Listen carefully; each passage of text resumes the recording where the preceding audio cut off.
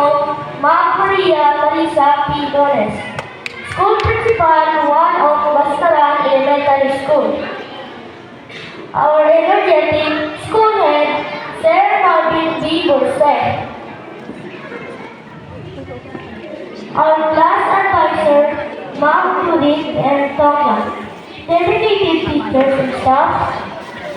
Ever-supportive barangay officials headed by Barangay Captain Honorable Mabel M. Nabora. SK Chairperson Karen Mahadillas and SK Councils, proud parents and families, and my fellow graduates, good morning. I am Stephen Rubin, and it is my great pleasure to welcome you all to the Canarong Elementary School 55th Graduation and Recognition Rites and 15th Moving Up Ceremony for the class of 2025 to 2026. It is truly an honor to stand before you today as we mark the culmination of our elementary journey. Together, we have grown in knowledge, built lasting friendship, and create memories that will stay with us for a lifetime. To our beloved parents and families, thank you for your unwavering love, constant support, and for making our education possible. Your sacrifices and encouragement have shaped us into who we are today.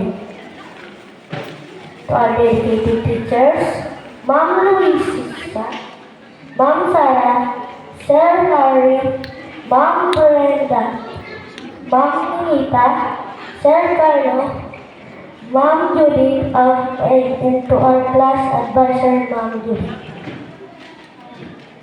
We are deeply grateful for guiding us every step of the way, nurturing our talents, and preparing us to embrace the next chapter of our lives with confidence. Thank you so much, Ma'am and Sir. Fellow graduates, today we celebrate not an ending, but the start of something new. As we move forward, let us carry the lesson we learned here into our future endeavors. There's a simple oath that reminds us of this moment. The beautiful thing about learning is that no one can take it away from you.